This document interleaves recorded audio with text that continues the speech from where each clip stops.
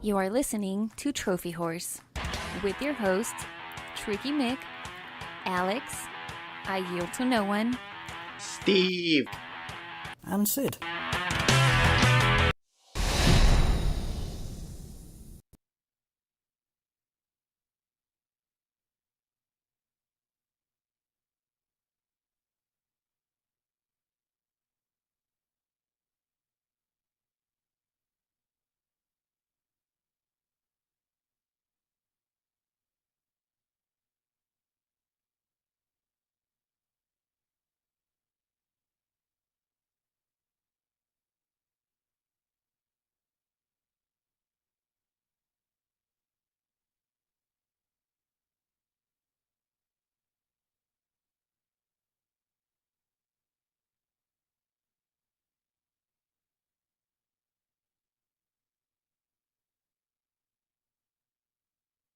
But nobody can hear us. But nobody can hear us right now. Well, that's the reason there's a problem. It's because we're trying to be live on Twitch. Hello, everybody, and welcome to Trophy Horse. This is episode 585. I'm your host, Tricky Mick. Alongside with me, the man, the myth, the legend. It's Alex. As someone who has played a phenomenal amount of Twisted Metal in the past month, I gotta say that if you're in a smaller car, bashing into the side of a garbage truck is probably not a good idea. Why you gotta go there? I didn't say it was your fault. Why you gotta go there? well, at least you didn't take off a mirror. Took off. Did you went tell there. everyone that? Was everyone in the chat privy to the story, or everyone in the host group privy to that story? Only Yield is not aware of it. Yield, I got into another accident at work today. Was it your fault? It was not. Oh, well then, see, it's all good then. But you say at least you take off a mirror. I did take off a mirror and a car door. Again? Well, I took off a lot more than the mirror this time. They do open their door and you as you were driving by? No, You know, well, no. You better not get into it on the air. no. It's just simple. It's just Your legal counsel advises you to not get into it on the air. Yeah. For union purposes and state purposes, it's probably best if you don't. I will just say that the road that I was driving down is a very tight 3-lane road, and it's we got a little close. Gotcha. Real snug there for a second. Nothing wrong with a little bump and grind. Well, never mind. Ram damage is a real thing in Twisted Metal and in life. He- It means to New York. He brings the awesome. It's I Yield to No One. So, I went to the fair today. I'm drinking my milkshake from the fair, homemade ice cream. It's good stuff. How long has that milkshake been out? It was made when I ordered it. How long ago was that? Well, we bought it on the way out. Oh. So, I was gonna say, if you've been hanging on to that for the entire day, it's probably not a milkshake. It's probably chocolate milk. No, we bought it on the way out. It's still good. And he is the Phoenix that has no ender. It's Matt. How you doing, sir? We may have to rethink that one. All right. Yeah, that wasn't very good. That did not feel good coming out. I gotta be Hold on, honest. I thought it was better than the previous one. I appreciate the effort. I'll let you workshop something there, but I'm kind of thinking he's the trophyless whore of the group. Maybe the best way to In a describe it. world where I there like is the one no 2 weeks end ago. to this Phoenix. What was that, Yield? I like the one you did 2 weeks ago. I don't even remember the one I did 2 weeks ago. Could you refresh my memory? I don't remember the one you did 2 weeks ago, but it was better than the one you just did. I don't know. See, I thought that was like vanilla ice cream of podcast host intros. It was just boring as shit. Well- You got to put some nuts and some chocolate syrup on that. Maybe some caramel. Well, Are it's you besmirching my favorite ice cream flavor? Vanilla? Yeah.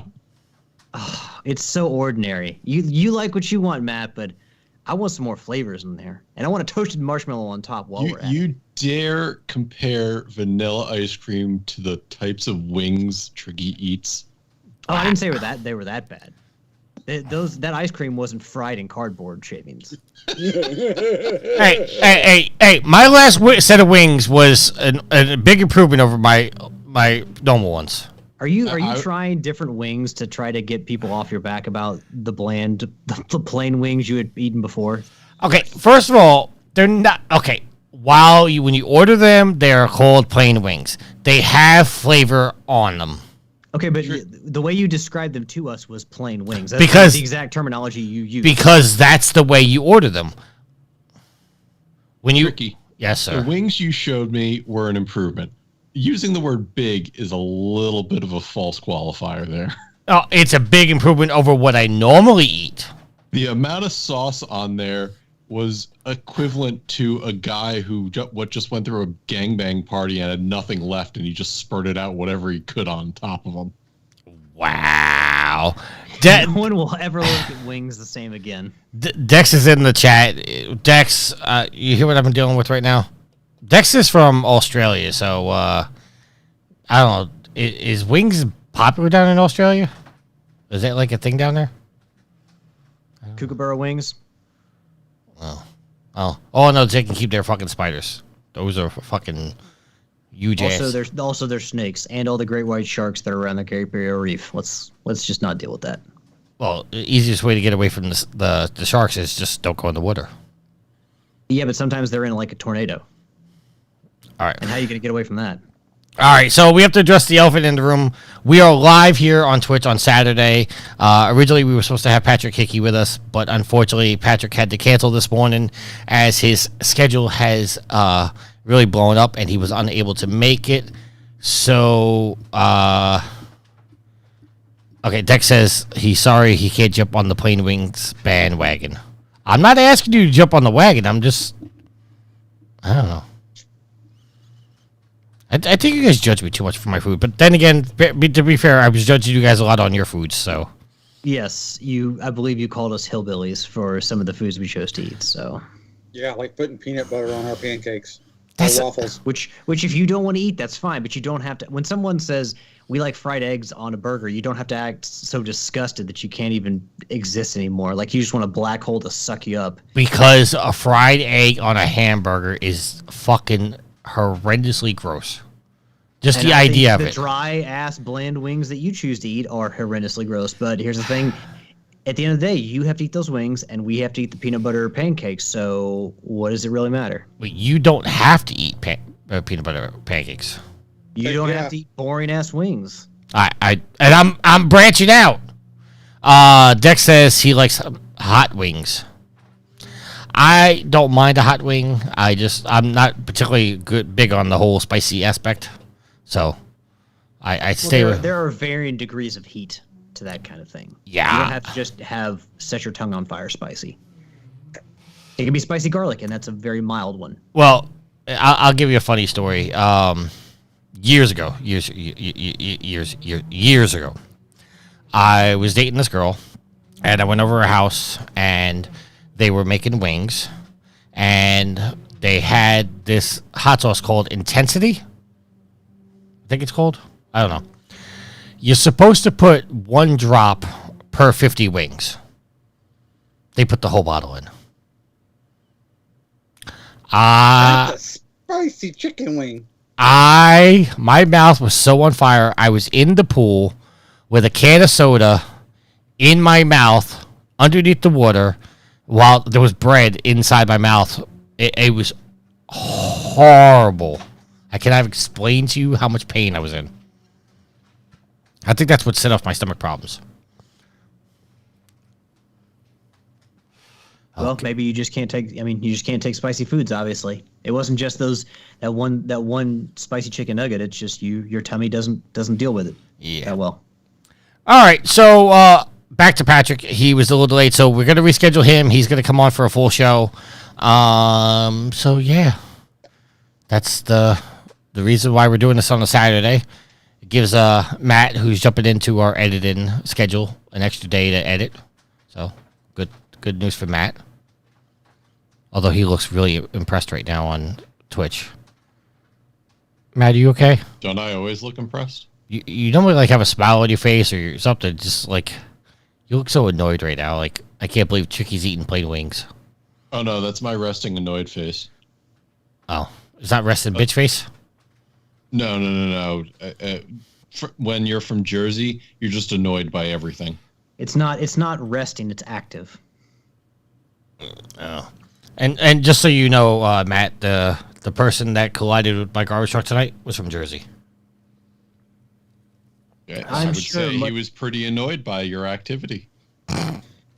I'm sure that people from Jersey and New York have lots to complain about the other for their driving, just like people in Kentucky and Indiana have. Jersey are the worst drivers in the entire world. Hands That's what down. everyone says about their neighboring states, except now that I've gotten older, I recognize that Kentuckians also fucking suck at driving. So Look, I think everybody just sucks at driving. Jersey's the only state I know that you have to make a right to make a left. Let's just go there. Yeah, and you know what's nice about that? I get a light that allows me to go as opposed to waiting for every other asshole driver that is coming in the other lane of traffic. So I'd prefer to do that. All right. The only thing I'll give you is the stupid circles. The circles just are useless. Oh, yeah. Those, I don't know who came up with those things. I wasn't going to touch the circles. But what we can touch on is our updated trophy count. I am level 877, total trophies of 28,387 with 777 platinums. We'll get into what we're playing. My story with that. When we get into what we're playing. Sorry, a burp was coming up and then failed to come up. Alex, your trophy, sir.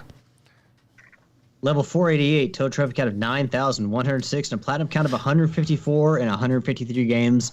2 new platinums for me this week. Congrats. Yield? It doesn't matter what our trophy count is. It's been a while since I've done that. Level 501 trophy count of 9784 and a platinum count of 176. That definitely would have been more perfect if Matt G did it. Has anyone said that they hate you doing that? Not yet. What? Matt, sir, your trophies. I was just about to ask. I am level 218. Total trophy count of 1269. Nice. I increased my count by 1 from the previous week. Hey, each week we get. All right, so you've gone 2 weeks now with 2 consecutive weeks of earning a trophy. Can you keep the streak going? I've earned more trophies in the past 2 weeks since I've been podcasting with you fine gents than I've earned in like the past year. All right, but can you keep the streak going is the question. Why would I want to do something silly like that? One of us. One of us. The reason why it works is because I can turn on my system and play any game and I'm just getting trophies because they're that meaningless. Developers are just like, oh, you turned on our game. Here's a trophy. Oh, you press the start button on the main menu. Here's a trophy too. Let's be real. He's not wrong, Trophies are quite a good marketing technique. Hey, we got a good trophy list. Why don't you buy our game? We know you love trophies. For 99 cents. No, those are rat plats. No, those are spam. That's rat games and spam are 2 different things, and I know they get lumped together a lot, but they're 2 different things. There's very clearly some overlap between those 2 categories. No. Yeah. No. Yeah. No, because rat games are basically mobile games that get ported over to the consoles, and yes, they don't put a lot of work into the trophy, so you can generally get the platinum a quarter or halfway through the game. I thought that they were called rat games because they were started as games from Ratalika, and they just got that nickname because of that. Yes, there are for Ratalika, but Ratalika is a studio that ports mobile games over to the console. So That's great, but they're not necessarily spam games. Spam games are stuff like Snow Journey, where you just have to hold down one button and 30 seconds later you have a platinum. That's not the same as a rat game. But what I'm saying is there are some rat games that cross over into spam territory. I would say very few of them. We've called these games rat spam before. Yeah, I know, and they do get lumped together, but they're not necessarily the same thing. I'm here to set the record straight. Tricky, you're getting real touchy about these spam games. Yeah, you are. Almost like somebody that skirts the line between them. Listen, I have no shame in my my platinum game. Octuman 5000. Am I saying that right? As far as I know. Akuman? Yeah, he's in the chat. He says, "Sup, everyone." Yo. So we gotta read Sid's trophies. yes, you just tried to move us along, aren't you? Because we're recording later today, aren't you? Yes. Well, that and I'm trying to be generous to Matt. Well, his first editing thing. So Okay, Sid is level 836, total trophies of 23,542 with 726 platinums. So we'll get into what we're playing. Alex, we'll start with you first. You said you got 2 new plats this week. What were they?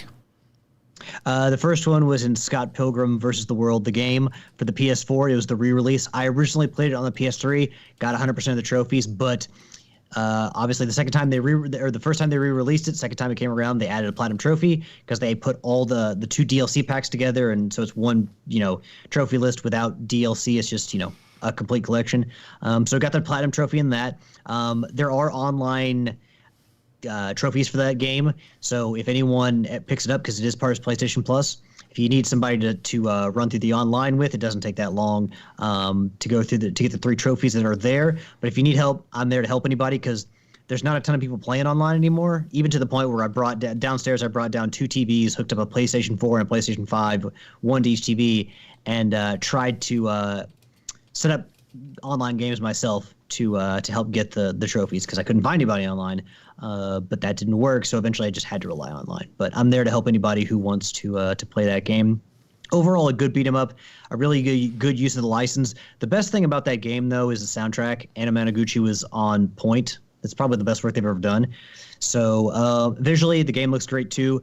I mean, it's a shorter beat 'em up, and I think it's really been kind of surpassed by a lot of Shredder's Revenge, Streets of Rage 4, and even Castle Crashers, which came out before Scott Pilgrim, I think. Is a better beat 'em up, but I mean, really good. And if you love Scott Pilgrim, then you'll love the game. But I mean, I do think as a beat 'em up, it's a tad overrated, because I don't think it's as good as people say it is. But still a good beat 'em up, and like I said, killer soundtrack. And then the other game I played was Twisted Metal on the PlayStation Classics Collection on PlayStation Plus. The original, the only thing I'll say about that, those games are still fun to play, but like Twisted Metal 2, it has an issue with the controls, where the controls aren't great. They can be very frustrating, especially when you've got cars launching missiles and machine gun fire at you all the time, and you're having to defend yourself and try to destroy everybody. It can be insanely frustrating. So I wish Sony would remake these games and give them better controls. But if you're just going to play through the game once, it's fine. But again, the controls kind of it gives you appreciation for modern controls. But I got you can get that platinum trophy in about 2 to 3 hours, I think the guide says, and I didn't even submit the game to Backlog Beatdown because I'm like, it's whatever. It's a short game, but yeah, you can get that platinum trophy in one sitting. So that's what I got. Scott Pilgrim versus the World, the game for PS4, and then Twisted Metal for the PlayStation Classics Collection. Wait, you got for the PS4? Scott Pilgrim versus the World. Yeah, for the 4. And would you say Twisted Metal was? It's a PS1 game that's on the PlayStation under the Classics category for PlayStation Plus Premium. Yeah, I know, but okay, so because I'm looking at the trophies right now, and you got the PS3 Twisted Metal, and then you got a PS5 Twisted Metal. So I was I guess so. The Twisted Metal 2 and Twisted Metal, the original, 1995, we should say, that are on PlayStation Plus Premium are counted as PS5 games. Right, so that's why you see PS5. But I'm saying there's also 4 versions of them as well. Okay.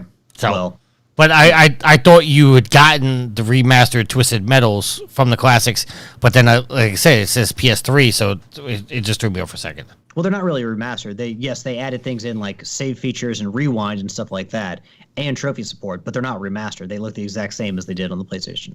So they just ported over and had some added functionality in there.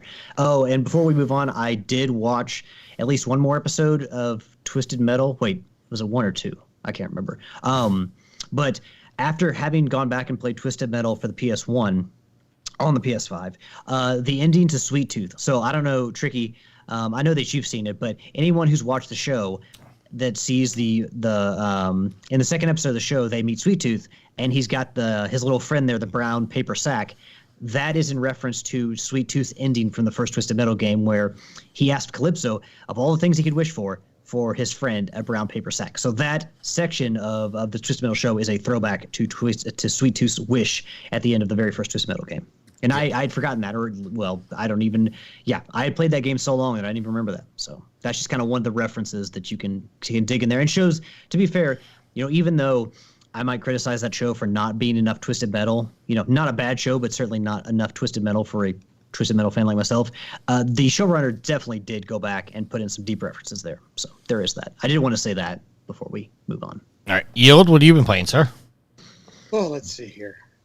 What have I been playing? Been playing some Borderlands pre-sequel. Been playing some Borderlands 3.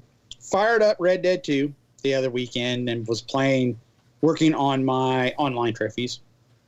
A little bit more of Assassin's Creed 4. Of course, Rocket League. Fired up Strange Brigade and was going through extreme level with Nitro. That's the only trophy that I'm missing.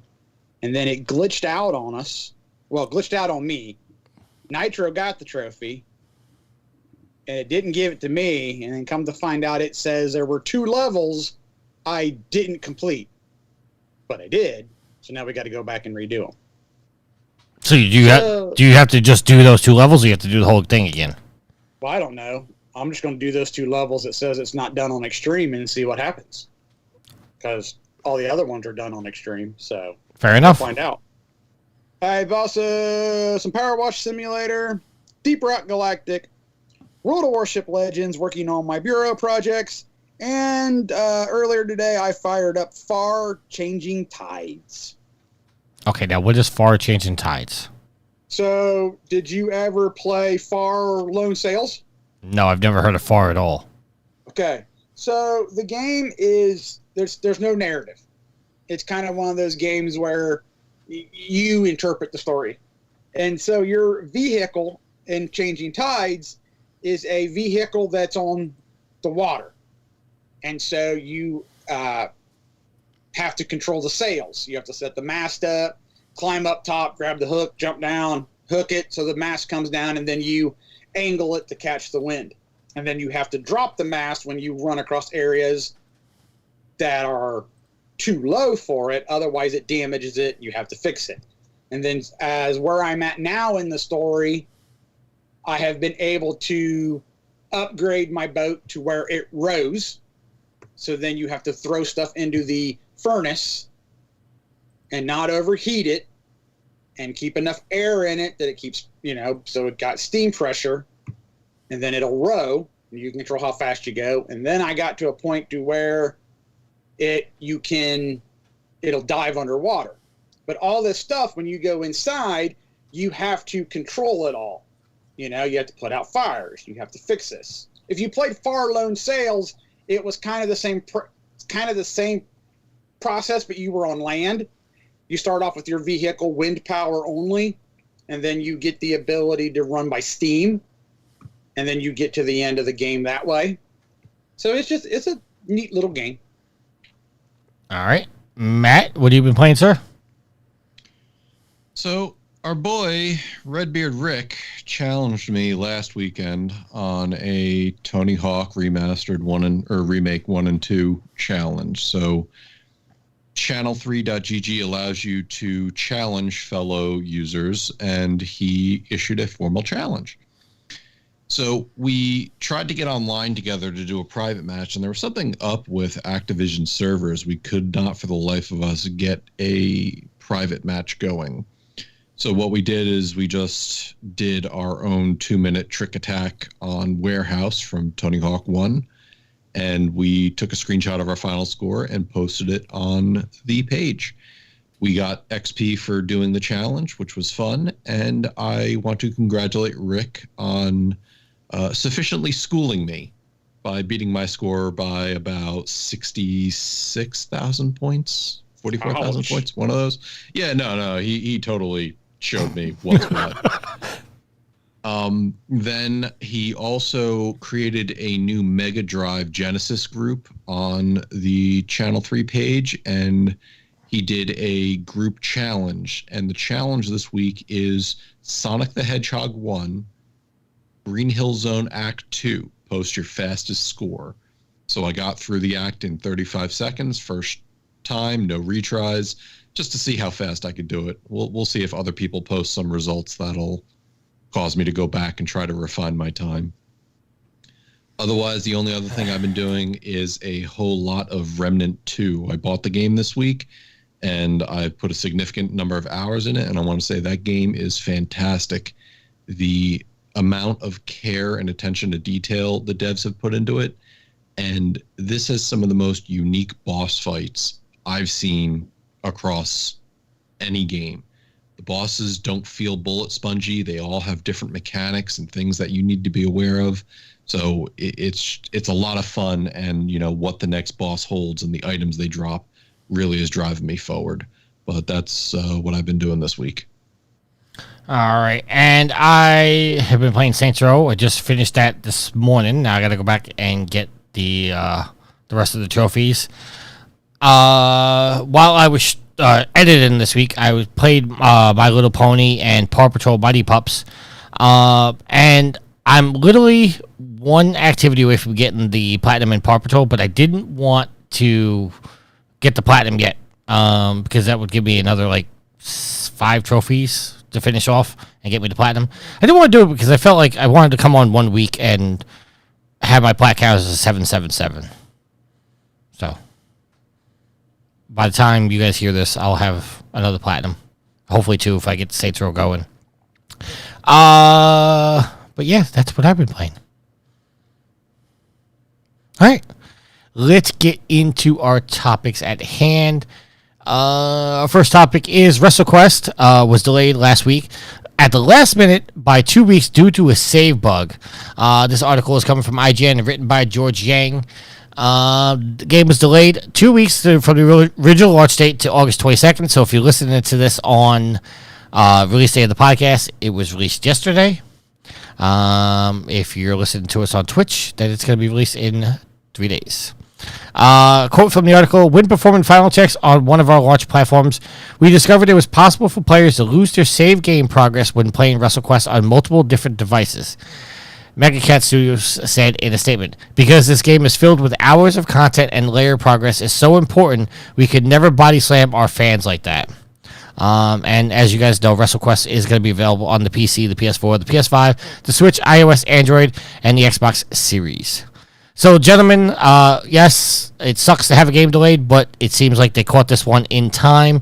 It was literally delayed hours before it was supposed to be come out. So, I say good move by Megacat to delay it. What are your thoughts? We'll start with Yield.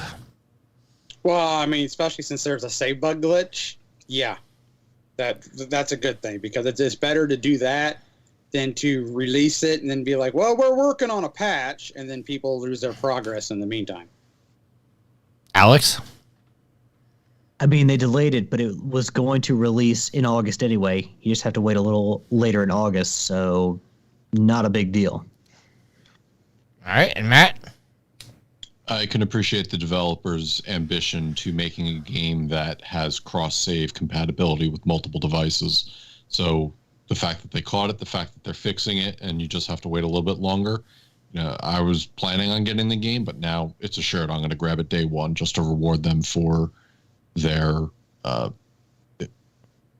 focus on making sure the customer is pleased. Yeah. And to be fair, there have been some pretty not great reviews for this game come out, like particular GameSpot. And, there have been other, more favorable reviews that have come out, 6s and 7s, but I have to think that this save data glitch was part of the reason that the game got knocked for points. So yeah, GameSpot, if you read the article, they knocked it down for that. Which, honestly, if there's a save game bug, it ought to be a 0. Because if there's a chance you can, if there's a chance you can lose your save data, game ought to be a 0 out of 10. Honestly. And for anyone to rate the game with something like that, a 7 is ridiculous. And even if you have to say we're delaying our review until you guys can fix this, but anything with a save data bug where you could lose all your progress, it ought to be a 0 out of 10. I don't know if I agree with that. Really? I mean, listen, from what I've heard and from what I've gathered, this is only a problem if you were playing on multiple devices. If you were playing straight on PS5 or or 4 or the series, and that was the only system you were playing on, this wasn't an issue. But as Matt pointed out, if you're playing on multiple systems and your save can go across, and you could lose it, yes. But if you're reviewing a game for the PS5 and you're only playing on the 5, and this is not an issue, then I can't see the game being knocked for it. But you cannot just ignore the fact that this is a massive bug that would affect people's. I mean, it's game breaking. I'm not giving them a pass. I'm not saying like they shouldn't fix it. I'm just saying if I'm reviewing a game on the 5 and I didn't know, like I never tried to play this on the Switch or anything like that, I never would have known about this. And the problem is that a lot of people wouldn't have known about it and then possibly encountered it. Correct. But what I'm saying is if I'm reviewing the game, then I wouldn't know about it. Therefore, I wouldn't knock the game for it. That's all I'm saying. But it's a very central component of the game. Okay, we're going to agree. That is the way that I handled it. I would contact the developers and say, hey, this is an issue. I will withhold my review until you guys fix it. But I'm sorry, something that crucial, if you can't make sure that works, which they are making sure it works before they release it, but if like something happens and you release a game like that, you deserve 0 out of 10. I'm sorry. You may think I'm being too harsh, but that's shit you got to suss out first. All right, Yield, your opinion on that? Should the game have gotten a 0? That's unrelated to anything that I feel. Okay. And Matt, that's an add-on topic. That's Alex's personal opinion, and you're trying to drag everybody else into it. Fair enough. I'll let it die. Moving on. Our next topic is Assassin's Creed Mirage is launching a week early. This is coming from IGN, written by Ryan Dinsdale. The game will now launch a week earlier on October 5th. And the game will see a series return to its roots in terms of gameplay length and smaller maps akin to Paris from AC Unity, which I think Unity is one of my favorite games. So I'm happy to see Mirage is going back to the old style where it's not a big open world RPG. But if you're looking for Assassin's Creed Mirage, it is coming a week early. For the first time, Ubisoft is releasing the game and it's not delayed. It's actually coming early. Well, I mean, I guess we can see which games they really care about, because given how far some of them have been delayed or how long some of them have been delayed, and for them to make a point to get this Assassin's Creed, I guess we would call it a reboot of sorts for the series, out earlier, again, it shows where their priorities are. Yield?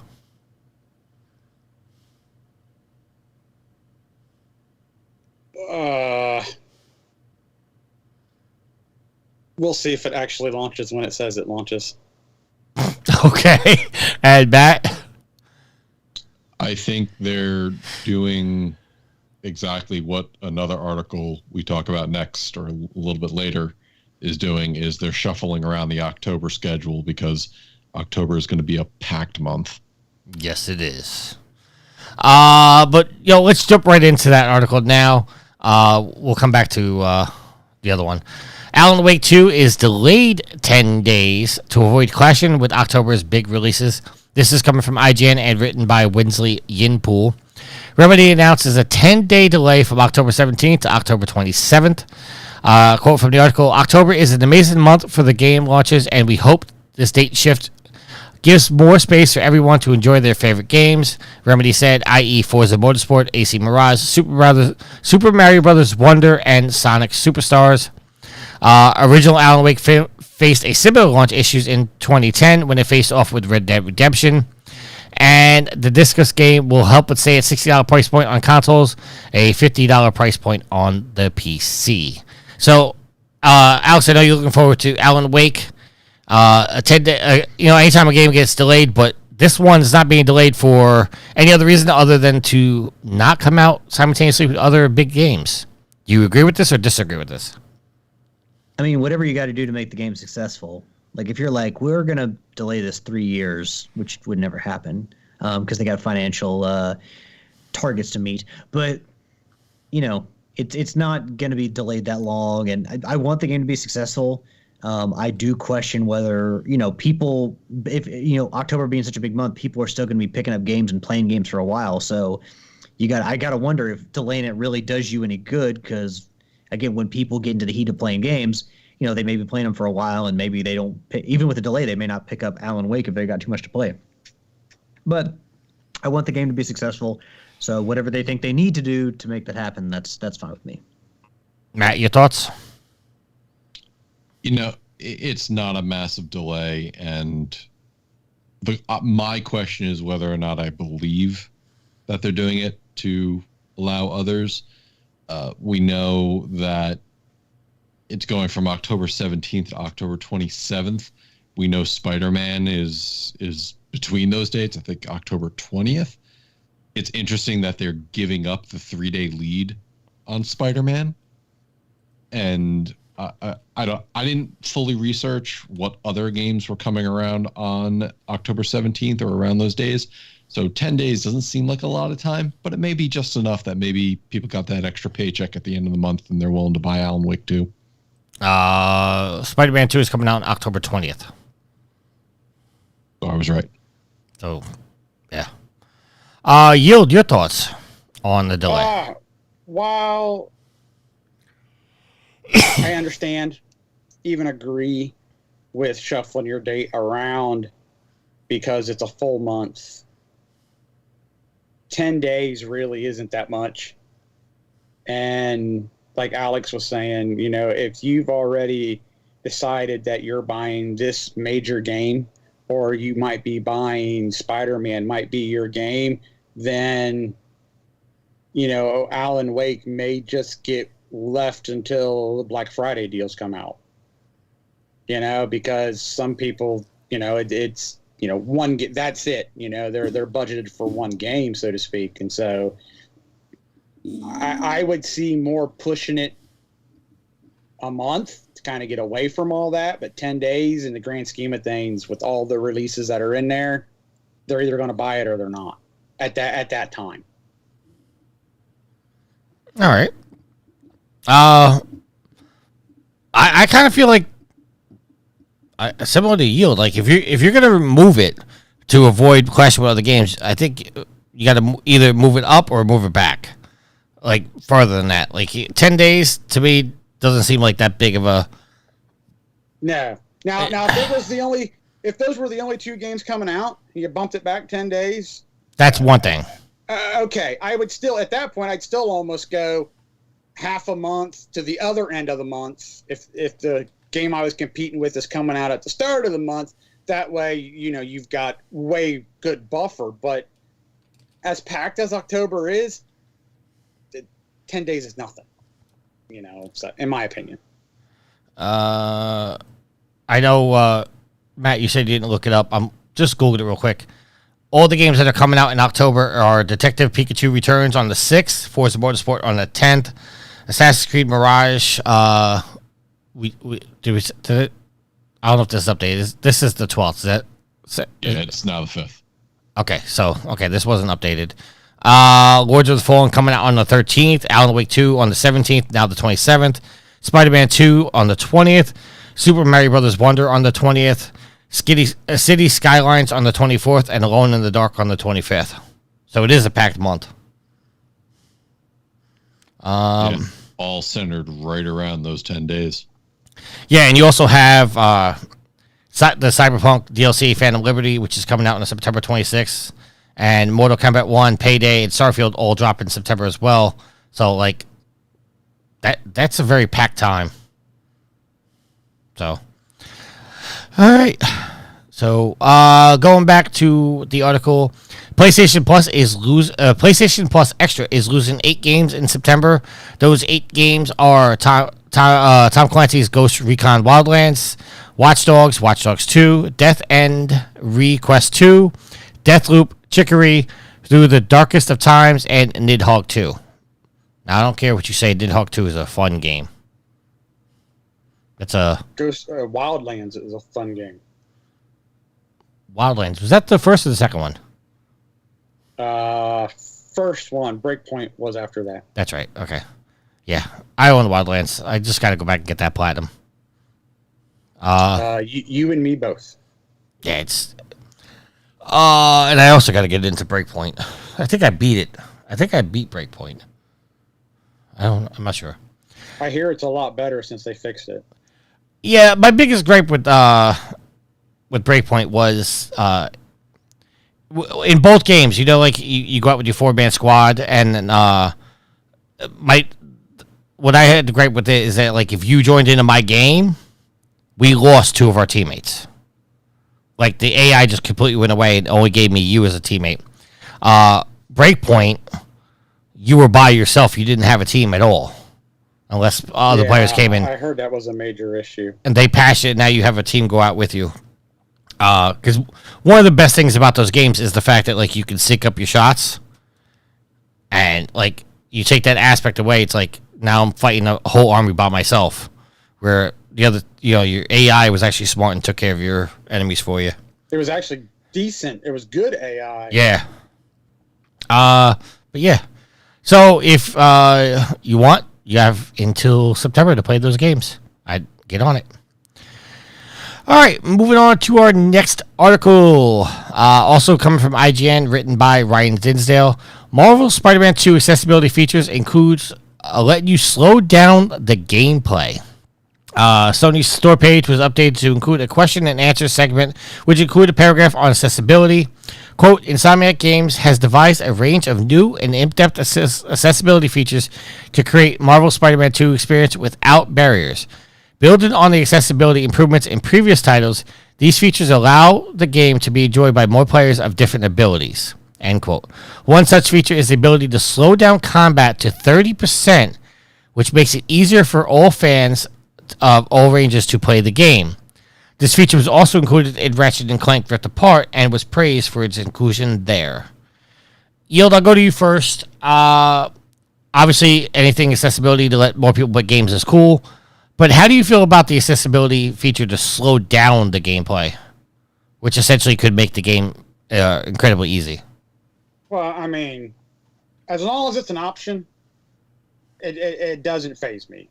If you're shoehorning it and making people play like that, then I have a problem with it. But if it's an option, I mean, that's your choice, whether you want to play the game the way it's intended or whether you want to dumb it down. It's no different.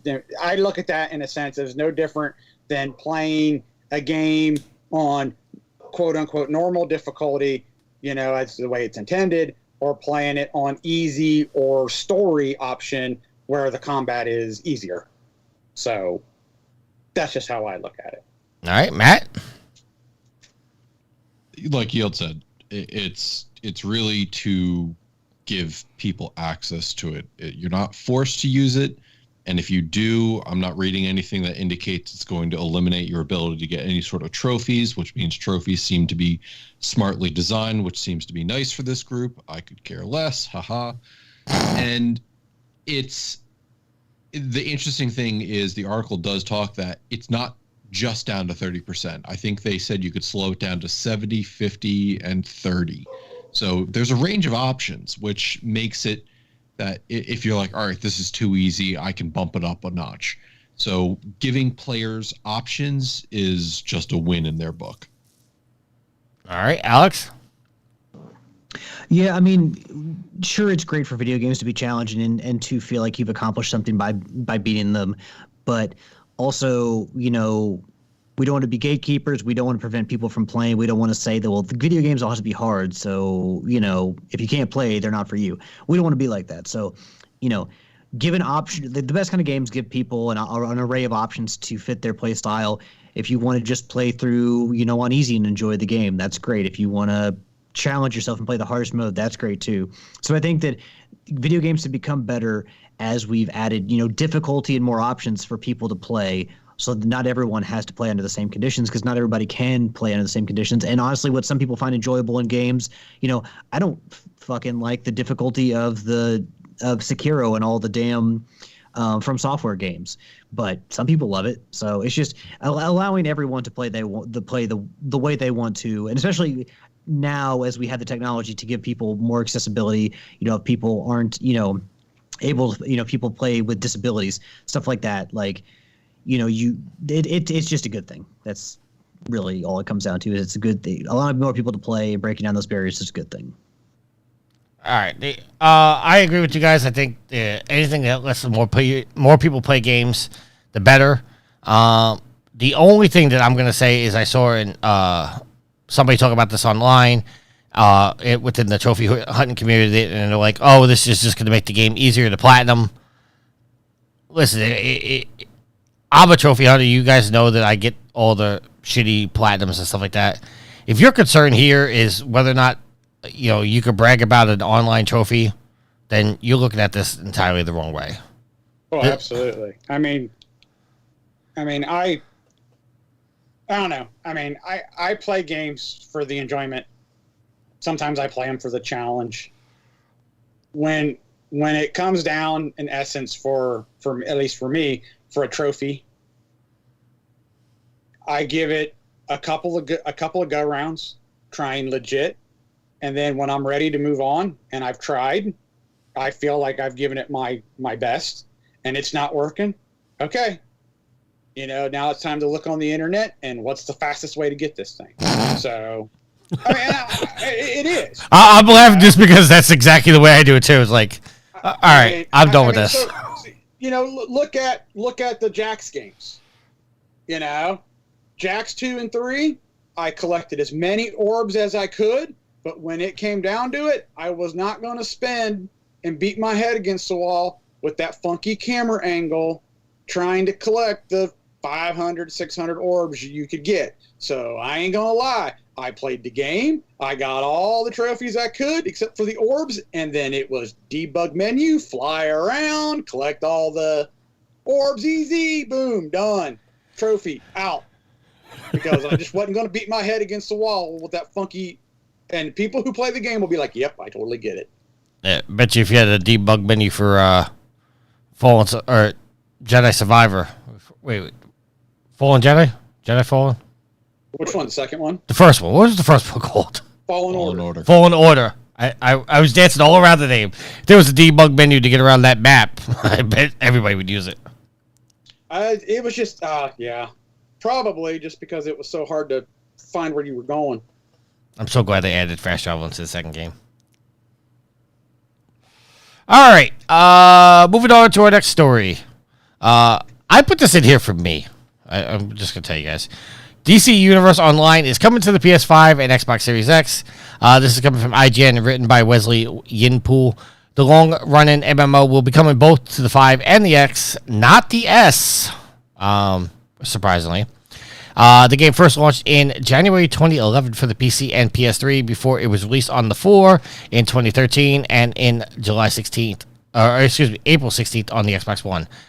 Some things I read that it's basically going to carry over your progress from the 4, so you don't have to start all over.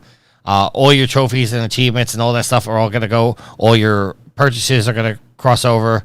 So you're not going to be starting all over. They're just releasing a dedicated 5 and Series X version of the game. I know that doesn't make you guys excited, but it makes me excited. Because that is my rarest platinum ever. Are you going to actually play the game? Yes. I have to play the game. Because when they went from the 3 to the 4, all the trophies popped just right turned on the 4 version, but I had deleted my other characters, so I never got a certain number of those trophies. So I had to play the 4 version again. But if I'm going to do that, I might as well play it on the 5 and just get all the trophies that way, and then desync it back to the 4. If I can. I don't know if it will go backwards. Yeah. Because that platinum's sitting at a 0.85 rare percent, so I'm proud of that one. Is that on PSN profiles as far as rarity goes? It is on PSN profiles. Hold on. PSN profiles, it's sitting at a 0.85% rare. All right. I'm surprised it's not a little more rare because you actually have to work for that, and there are obviously trophies out there that are rare that Well, aren't nearly as on the PSN it's 0.2%, but on PSN profile it's 0.85. Yeah, but because of Gareth, we don't go by we go by PSN. No, we go by PSN profiles. Yeah, PSN profiles. Yeah, that's what I meant. Yeah. So, but that's one of my proudest platinums because I actually earned that one. Oh, here we go. Dex says he's down for some DC row. So, maybe we'll get a team going and run through that game again. He says, on a side note, have a great paid dudes. Pod. Oh, pod. Sorry. I didn't see the correction. He's currently in the middle of an assessment at work. All right. Dex, thank you for stopping by. Appreciate it. Hope he gets to come back. All right. At this time, we are going to throw it over to the listener questions, which I'm struggling right now because I forget what button I'm supposed to press. I think it's this one. Time to check my social media, yeah. All right, so Veronica put out a post, and we got a bunch of questions from T-Diddy, and then one from Veronica. So let's start going through these questions. T-Diddy wants to know, what is the most conspiracy-laced game where everything is come true or a boast? You mean like something conspiracy in a game that came true in real life? Yeah, I'm equating it to like The Simpsons being able to tell the future. Well, Ocean Gate was the most recent example of that. Where your Logitech controller breaks. I can't really think of anything. Like, I can think of conspiracy-laden games, but I can't really think of anything like that foretold the future as far as like, of effects in the real world. The Truth Quest DLC for Maneater was very, very heavily conspiratorial. Going through the main game, the commentary was a lot of fun and joking and lighthearted stuff like that. But then when you get to the Truth Quest, there's a whole lot of conspiracy in there. So, I mean, that's the best example I can think of because I just can't think of anything that crosses the boundaries from game to real life. So the only thing that pops in my head, or the first thing that popped in my head was Metal Gear. But not a lot of that stuff came true. I can't think of any other game. Yield, do you have any idea? No, I don't have any. Matt, anything? No, nothing really comes to mind. I would love if Thomas replies back at some point and tells us if he has any idea of games that he's thinking of. I mean, one of the things I could think of is in Grand Theft Auto San Andreas, where Officer Tenpenny is a crooked cop. Like, I get that that's always been a thing, but we've seen more and more of that as years since. So, I guess maybe a crooked cop being a featured villain in a Grand Theft Auto game maybe is something that kind of could fall into this category. All right. I'm assuming this question is straight from Matt. Matt, he wants to know, what's your ideal version of a good Transformers game? Transformers Fall of Cybertron is the best Transformers game to date.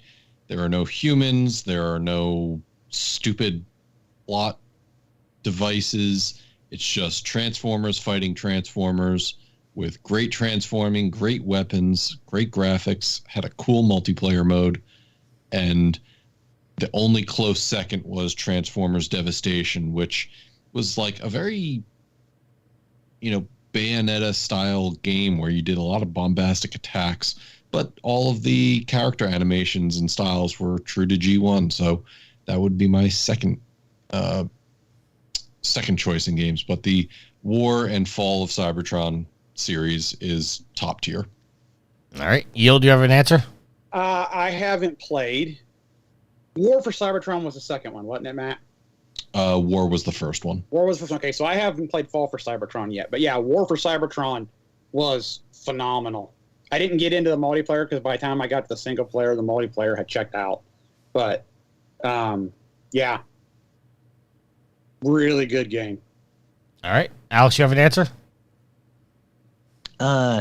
So rather than just repeat what the previous two answers were, I will say that there was a Beast Wars game on PS1 that was not good. I would like them to make a good Beast Wars game. in the vein of like Fall of Cybertron. So, although I think that'd be was that High Moon Studios, Matt?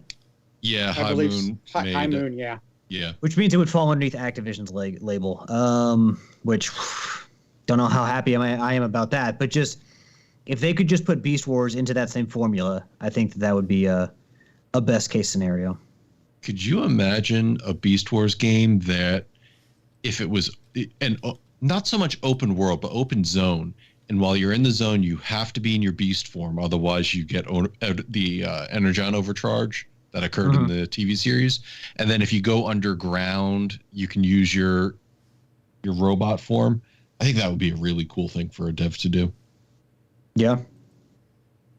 Because, I mean, obviously you would have to...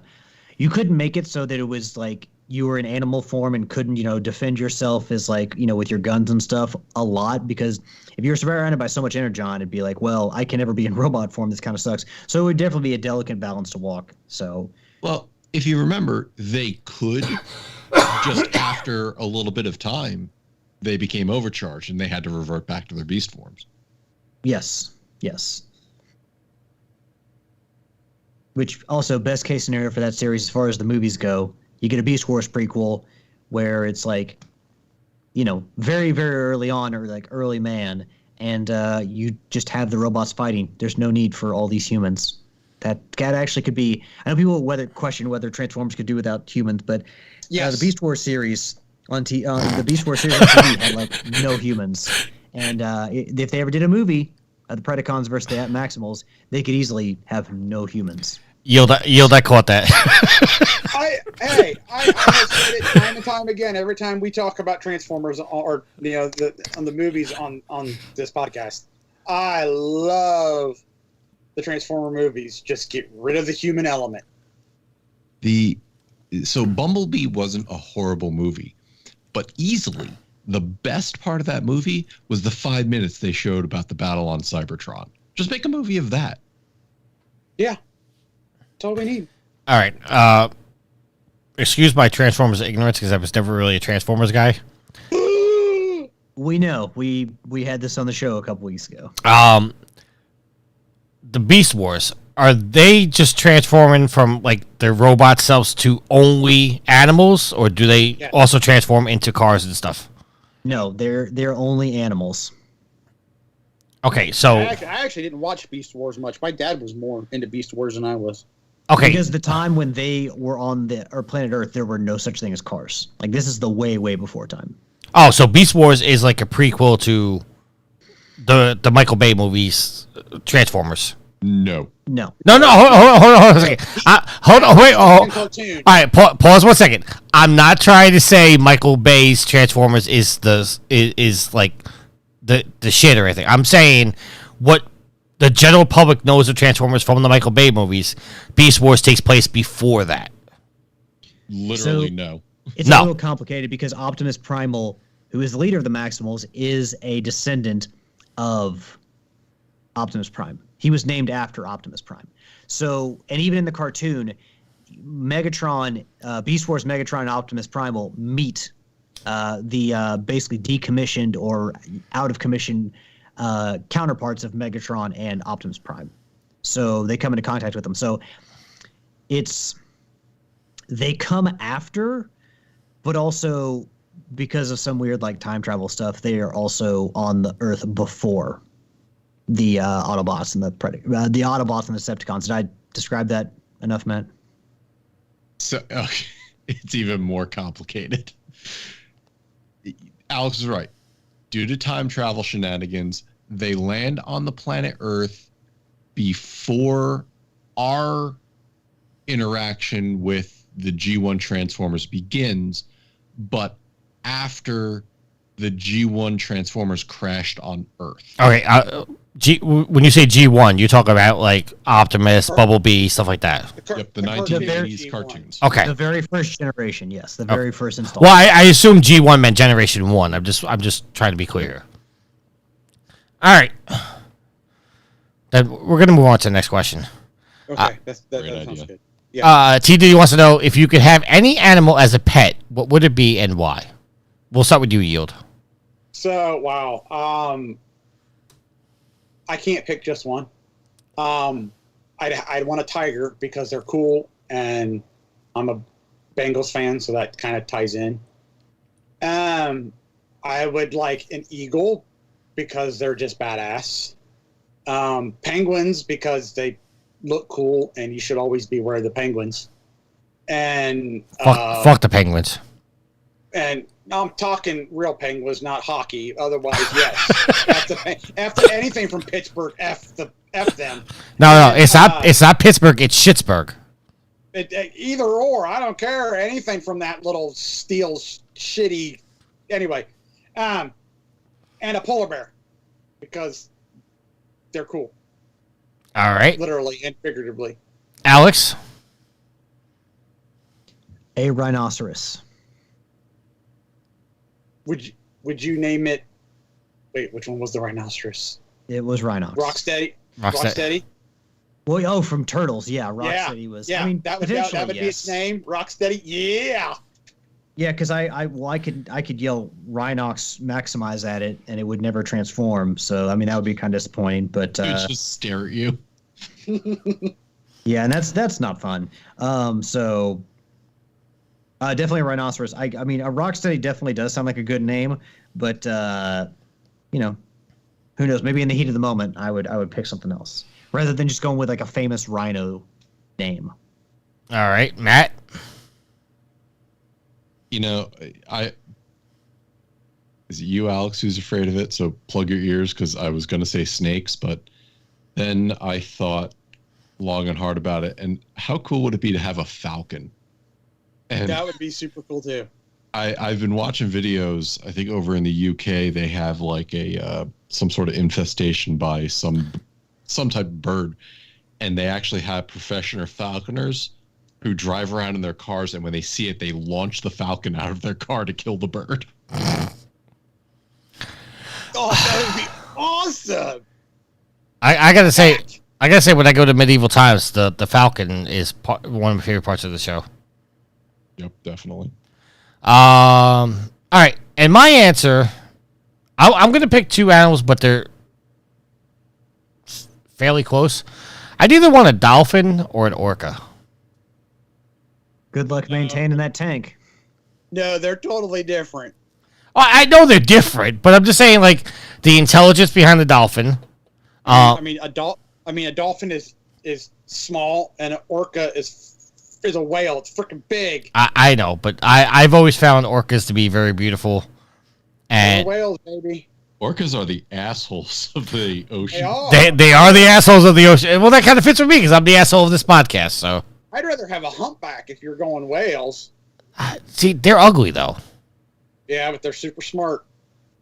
And yeah, so those are my answers. All right, next question. T-Diddy wants to know: can vegetarians be trusted? And he says the correct answer. The correct answer is no. Matt, can vegetarians be trusted? Against my better judgment, yes. There are vegetarians that can be trusted. Most, no. Alex? I feel like I should recuse myself from this question because I work in a store that serves carnivores to vegans and everybody in between, so I got nothing against vegetarians. I don't care. I would never want to be a vegetarian. Like, if a doctor said to me, it's probably a good idea if you switch to vegan cheese, or, well, I guess vegetarians can still eat cheese, but if it's like, maybe don't eat, chicken anymore, I might be like, well, I guess I'm going to die then, because I'm not eating fake chicken. But if the chicken eats an all-vegetarian diet, then wouldn't that make it a vegan chicken, and then therefore you'd be eating vegan? Just putting that out there. Not quite. I can see the logic behind that. But no. Okay, all right. It can have a vegan diet, which... But then that would make it a vegan chicken. Okay, or a vegan cow. Okay, pause 1 second. Aren't vegans and vegetarians two different type of people? Yes. Vegans cannot eat anything that comes from an animal. So you have some vegans who will not even eat honey because it comes from bees. And a vegetarian just doesn't eat meat. Correct. They can still eat dairy. And some you have pescatarians who can still eat fish, but will not eat chickens or cows or stuff like that. Anybody eats fish is wrong, so. Also, I would, sir, you probably need some more omega-3 fatty acids in your diet, so why don't you go pick up some salmon? I'm good. Go get some sushi. Oh, my God. Don't make me barf. I bet they've got some good sushi in New York somewhere. I'm sure they do. They do, actually, yes. So V and I spent a weekend in New York City a while ago, and this was when Anthony Bourdain was actually still alive. And they had asked him, what is the best sushi place to go in New York? And he recommended a place called Yasuda Sushi. And I tell you, some of the most fantastic sushi I've ever had. All right, we're moving on before I barf. TD also wants to know, what's the most common gaming name? The most common one I see is X's at the start and at the end of your name. I see TTS for Twitch streamer. Or TTV. TTV, sorry, TTV. That's what I meant. That's what I see most. Matt? Venom or Sephiroth. And how do I know this? Because I used to go by the name Venom back in the TF2 days. And once I started seeing more than 2 other Venoms, I said, okay, time to change. It's not cool anymore. Alex. So, but hold on, sorry. Okay. Before Alex goes, there was a TF2 video once, and not of the game. It was somebody who made something on YouTube, and he was going through all of the silly names he would see people have, and it would be like, butt liquor 420 or cum dumpster 910 69, and then he goes Venom, Venom, Venom, Venom, Venom, Venom. And you just go on for about 30 seconds like that. So, yeah, that's why I changed that name. The craziest, or Alex, I'll let you go first, and I'll tell you about the craziest name I saw. I mean, if I'm being honest, I don't really pay it. I don't really see a lot of, or at least I've never really looked for a lot of consistency for certain names. So, I mean, really, like the TTV thing and seeing like X's and names, like that's really kind of the most that I see. But really, like the only game I play online is Rocket League. So, I'm only on once a week, whereas other people might be on, every night and be more aware of a greater crossover with names. All right, so the craziest online name I saw was, I didn't even realize it until the person said, because I was playing the Division 2, and they said, before anybody asked, the way you pronounce my name is Ashola. And I said, okay. And then I looked at the name. The name was spelled ASSHOLE. Yeah, Shola. What else would it be? Is it clicked in yield? Yeah. Okay. I figured somebody would. I was just like, yeah, nothing. And then I also, this isn't a game thing, but I also met somebody whose name was Apsiday. And their name was spelled ABCDE.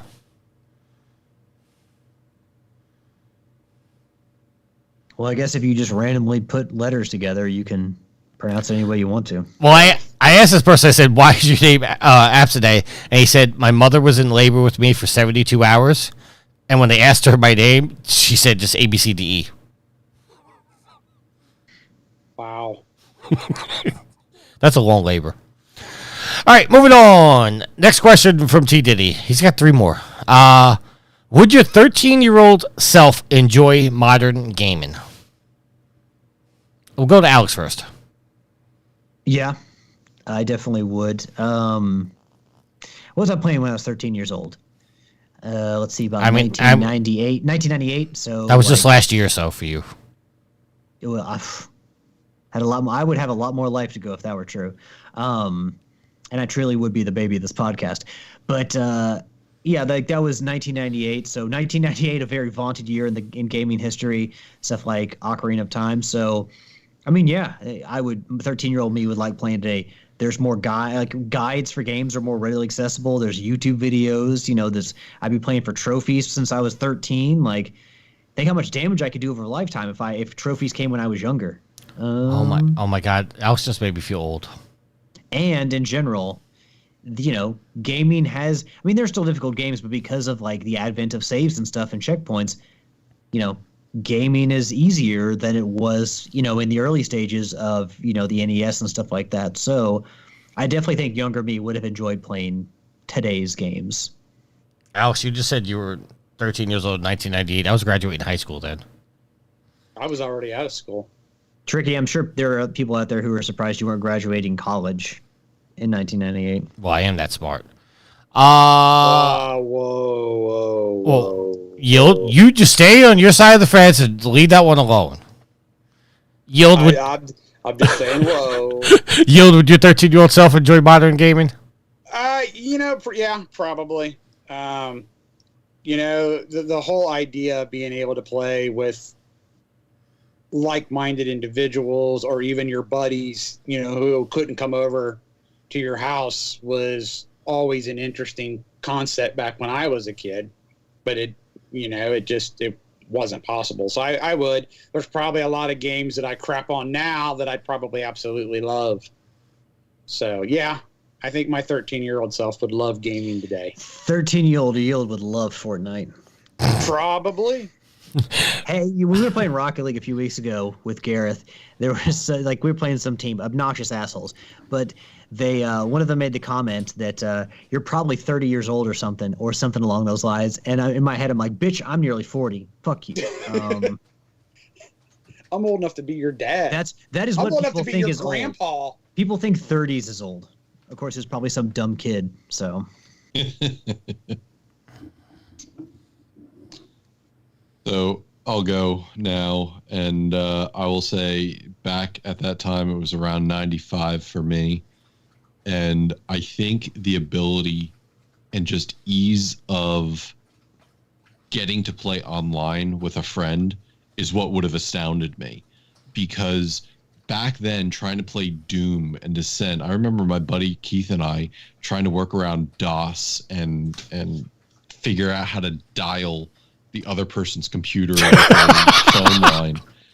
And so the cool thing was Descent actually had something in engine, in user interface to dial somebody else's line. Doom, you had to do it through DOSBox. And now it's just, there's my friend's username, click join, done. It's that would have floored me back then. So yes, my 13-year-old self would have definitely enjoyed what modern gaming has come today, despite some of the more negative things that have come out of the culture. And I think that in general, if you enjoyed games when you were 13, it's not generally you carry that over into adulthood. So I think if we like gaming when we were kids, I think that you would definitely still like it now. My first trophy was in Warhawk 15 years ago.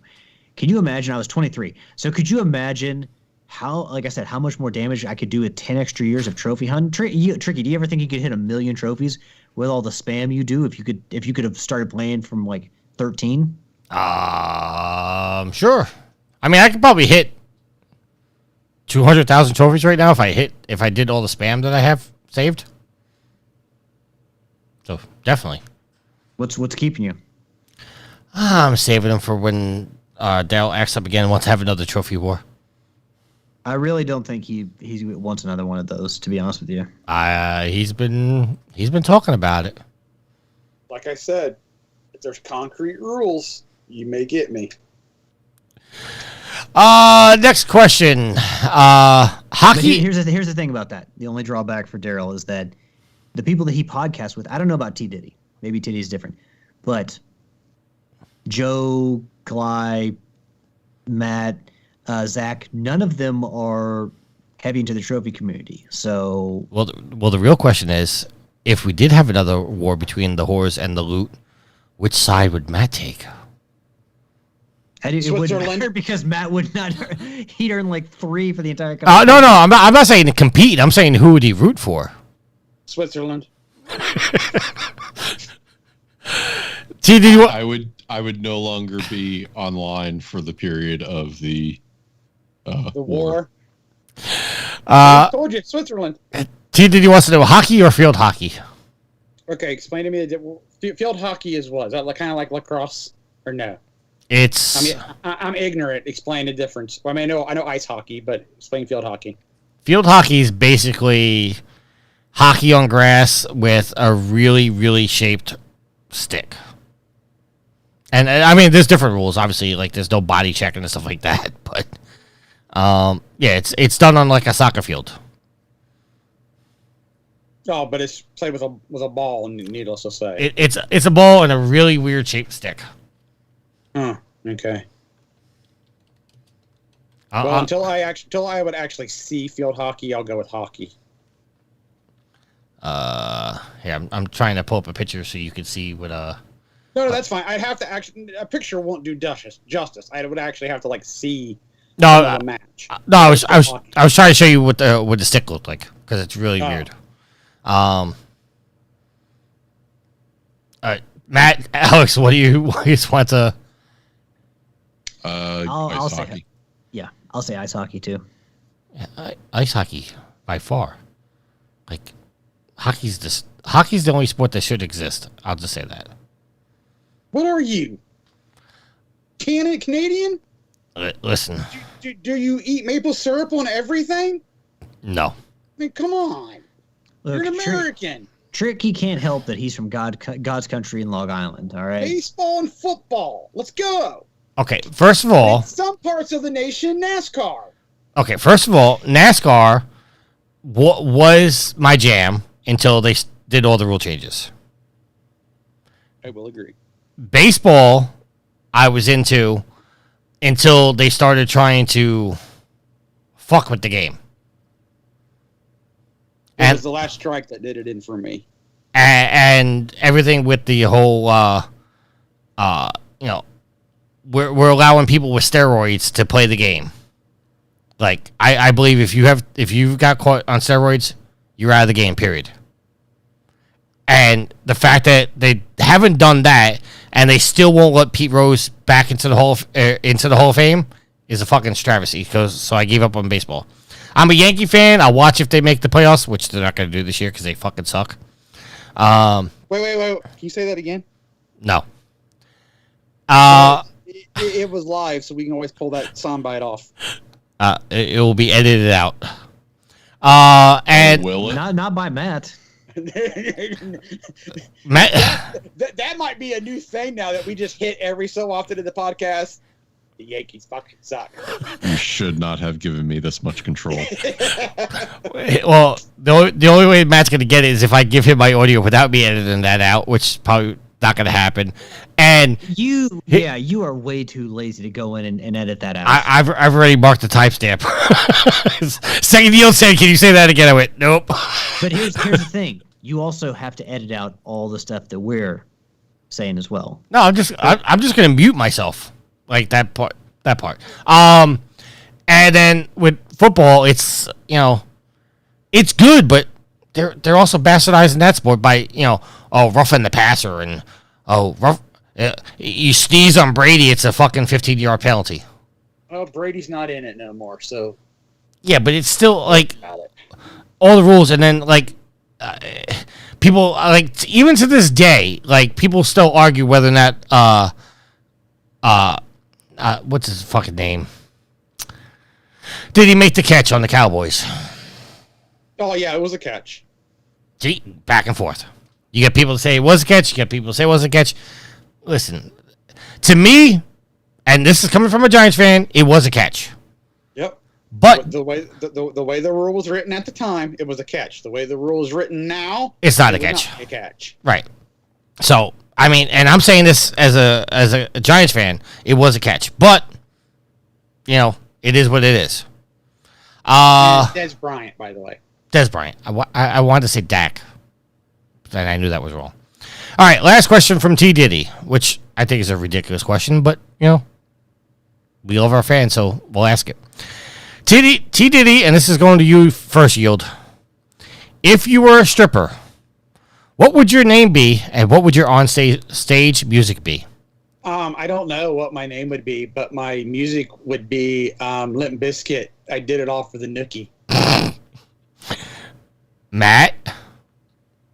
My stage name would be Bud Light, and my music would be Kid Rock's Ba Wada Ba.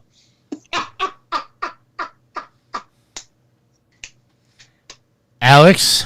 Oh, well played, Matt. Hold on. Read the question one more time. If you were a stripper, what would your name be, and what would your on-stage music be? Well, Fleetwood Mac's Little Lies would probably be my stage music. What the hell? I'm trying to think of a good name. I'm pretty sure that Stevie Dix is the name of a drag queen that I've seen at a show before, so I can't pick that one. Did you say Stevie Dix? Yeah. Okay. Yeah. You No. That's Stevie not. Nicks? That's somebody that I believe that's because we have gone to drag shows in the past, and very fun, by the way. But I think that was the name of one of the performers, so I can't pick that one. Because I picked Little Lies because I can groove to that pretty well. But as far as my name goes, I can't pick Landslide because that was the name of one of the comedians from It's Always Sunny in Philadelphia. Come back to me on the name, Tricky. You do your thing and all. All right. My name would Got be them all over. my name would be Seymour Butts, and my music would be 18 in Life. Skid Row. Sebastian Bach. I guess that I would pick. I could do like Brunhilde because that's what the Viking hat with the horns, and I could just wear nothing but a Viking hat out there and be gyrating to Little Lies by Fleetwood Mac. So it's the best answer I got for you. All right. And Yield, I just sent a picture of a field hockey stick in the Skype chat if you want to see it. Okay. And I think that was his last question. Yep, that was his last question. All right, so serious question coming from V. We'll go to Matt first because I'm sure whatever Matt's answer is, V's answer is the other one. What side of the bed do you sleep on? Well, that depends. Which way are you looking at the bed? Oh, where the head of the bed is okay in front of me, or is the side that I'm actually on when I'm sitting appropriately? Doesn't matter which way your significant other or spouse is sitting, because I mean, if this is like a 96 situation where I'm sitting here 96 and her feet are by my head, it all these things matter.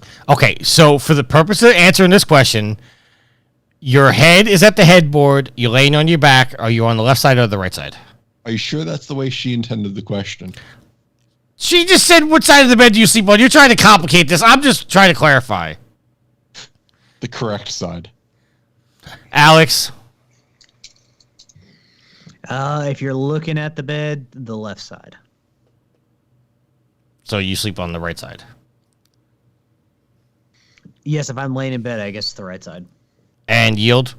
Whatever side the door is not on. That is the correct answer, sir. That was going to be my answer. Why is that the correct answer? Because go ahead, Yield. For me, when I got married, where we were living, my wife took the door side. I can't remember why. There was a reason, which was as you're standing at the foot of the bed looking, it was the left side of the bed. When we now moved to the house that we are at now, she now has the right side of the bed because that's the bed closest to the door. Oh. So I always get the side that's not closest to the door. Okay, I heard you backwards. That's my fault. Then you take the side closest to the door. I take the side not closest to the door.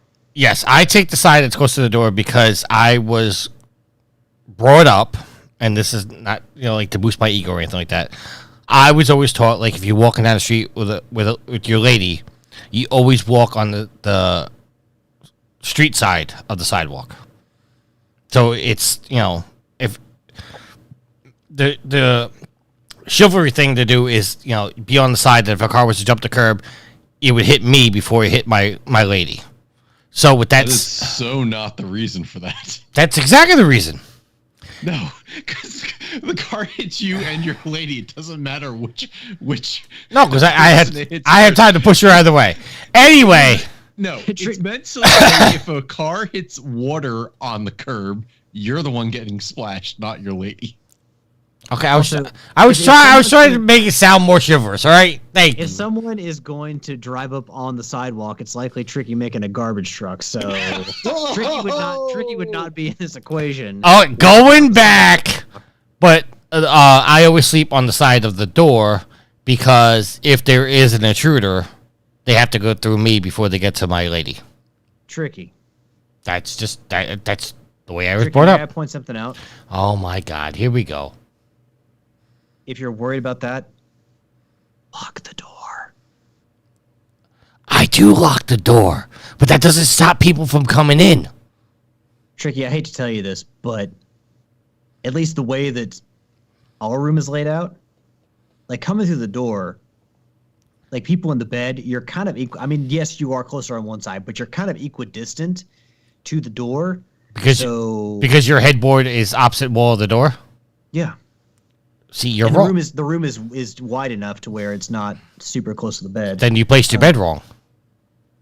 No, we placed it in between the two windows, so it's the perfect spot. You never placed the headboard the opposite side of the door, ever. Why?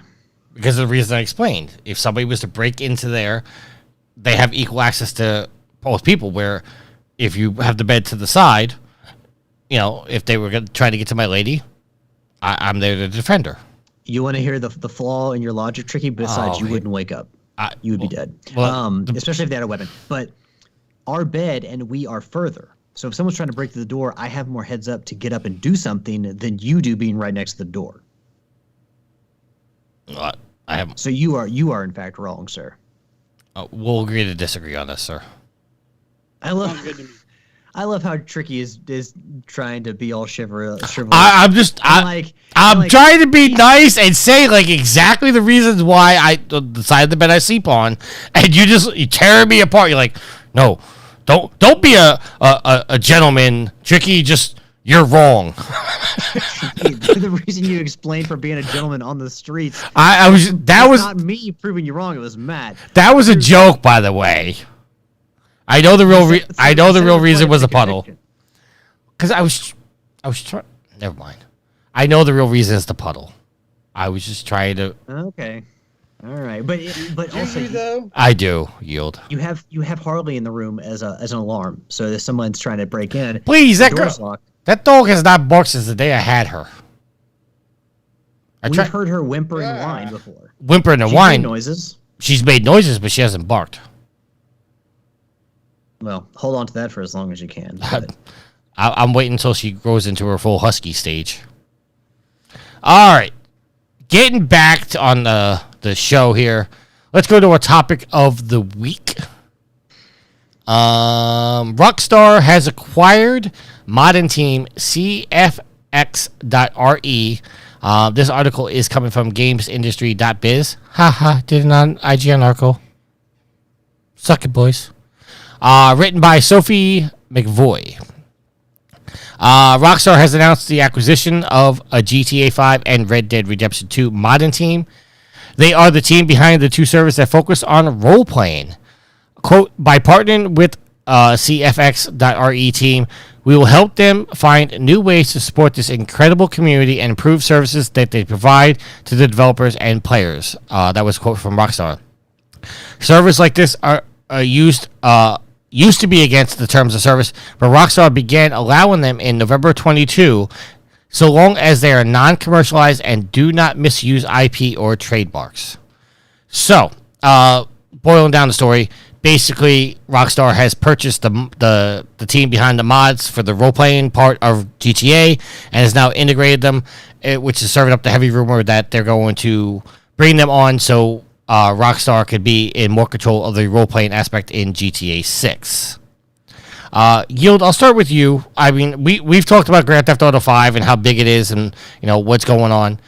Is this a smart move, or do you feel like this is just Rockstar trying to take away the fun that the community's making for themselves?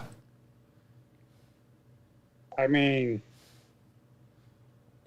if the people who sold it didn't want to sell it to make money, they would still be doing it. So I don't know how they would be taking the fun out of it. Well, because technically, like I said, it's against their terms of service. They could turn around and say, you're breaking the terms of service and shut down your servers.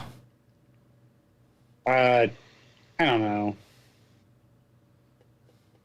That's not my kind of gaming, so, I mean, if that's your thing, kudos to you, I guess. I don't know. All right, Alex?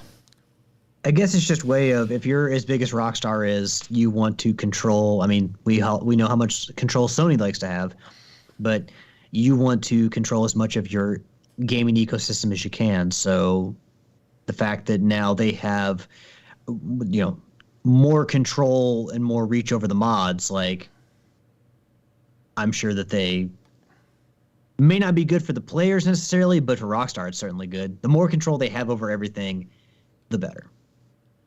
Okay, so it doesn't surprise me that Rockstar would do some, like, would make this kind of purchase. I mean, my question is how do you guys feel about a developer or a publisher? So either way, basically like taking what people are having fun doing and bringing it in house. I mean, they basically can. Certainly, there's a chance they could sterilize it. So that there's not as much. The best way I can equate this is like, and I brought this up. I don't know if this was on Trophy Wars or in Loop Bros, but I brought this up. This is almost the same as like WWE purchasing Up, Down, Down or Long Island IZ. Like, these people were doing this out and they got an audience, they got a following, and then WWE purchased them up so they can control it. I see this as the same way. It's like people were out there having fun, doing their own thing, and Rockstar has turned around and said, okay, we're going to require you or acquire you so you can do it for us, because we don't want you doing it on your own thing. That's the kind of way I'm looking at this. Matt, here's the thing. Like, you see, like, mods that have the Simpsons characters in it. If this is now owned, or the people doing this are now part of Take-Two, would essentially, if the Simpsons wouldn't show up anymore or something like that, or you wouldn't have certain characters show up as mods anymore, because then you've got Disney knocking on your door saying, or whoever owns the Simpsons, what the fuck, we're going to sue you because this is officially in your game and it's made by your employees, so you can't fucking do this. So to me, it would lessen the amount of content that we see in mods and sterilize things, because if people's owned IP is put in these mods by Rockstar employees, that would open them up to litigation. Am I wrong about that? Well, Matt, how do you feel about all this? Look at some of the greatest things that have come along when companies have bought modders. When Valve bought the teams that made Counter-Strike, when they also bought the teams that made Narbacular Drop, and therefore we got Portal. When id took in the modders who modded the original Doom, and now we have Quake. Put some money behind these talented, sometimes thankless people, you're going to get good products. My only fear is that they're going to put monetization behind this. And as a result, that's when you're going to separate the community. Now, the interesting thing is you're going to have precedents already where Rockstar allowed this group to exist. So that's not going to stop other monitors from making something similar for GTA 6. But my fear is, yes, they're buying this group, and you're going to see monetization out of that, which is going to restrict some innovation. All right. I mean, like I was saying before, I feel like they were open to, letting them break the terms of service, so to speak. And, I mean, we've had less than a year of it since it's been allowed. And that yield, I know how you hate my TikTok videos, even though some of them are funny. Some of them are enjoyable, yes. I've been seeing a lot on TikTok, people playing the role-playing of whatnot. And I know it's not the same thing, but I kind of got like LARPing feelings when I watch those videos. It's because it's people playing roles. They're playing the cops. They're playing the thieves. They're playing, just normal citizens and stuff like that, people are having fun and just going out there and just having a good time.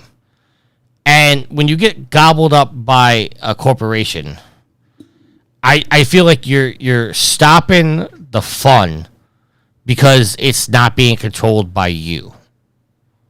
And it's... I can't disagree with what Matt said about, modders have given us some of the greatest things, some of the biggest games like Quake and stuff like that. So it's hard to be for me on either side of this, because I feel like in a way it's good because you're bringing the people that have creative ideas and creative visions into the mix, but then you're also restricting them because at any point they can say, no, you can't do this anymore. And then it kind of destroys what was built. In the end, it all comes back to what the intentions are of Rockstar and Take-Two and what they made this purchase for. Yeah, because sometimes it can be strictly for control, or maybe they'll spin it off and put these people onto teams and say help do this stuff, or maybe community management or something like that. But it's hit or miss because it all comes down to why did Rockstar buy them? What's the reason? Well, that's my fears. I think they bought them so they can control them, not necessarily to bring them in to help Rockstar. Well, I definitely think that, like I said before, if you're Rockstar, you want the most possible control of, and not just Rockstar, but a lot of different people. You want to have complete control over everything that exists within your game universe. All right, Yield, any final comments before we close this out? No. All right, Matt, any final comments? Nothing here. All right. At this point, we're going to close out the show. Let's move on to our shout-outs. Yield, we'll start with you, sir. Shout out to Matt, Alex, and Tricky for recording tonight. Shout out to all of the people who hung out in the Twitch chat this evening. Shout out to Nitro for co-oping Strange Brigade with me, trying to help me get that extreme trophy. Last one I need for 100%. Shout out to Gareth for not only the rarity contest, but also hanging out with us for Rocket League Thursday. And shout out to all the pimps and matters of the Whoredom. See y'all next week. All right. Alex, your shout out, sir. I want to give a shout out to the awesome community, the fuel to the fire that really keeps us going. Thank you all for adding gasoline to this burning brigade. Without you all, the show would not continue on. We wouldn't be as successful as we are. So thank you very much for your continued support. And give a shout out to my fellow host, Tricky, Yield, and Matt, or maybe I should call him by his actual given name, Mattacon. Matt, been a great addition to the show. I think, the diversity of opinions and the ability to cover more games with more expertise has definitely made the show better. So glad you're aboard. Glad Tricky could record tonight despite the people of New York being dumb shits when it comes to driving. It was people of Jersey, just for the record.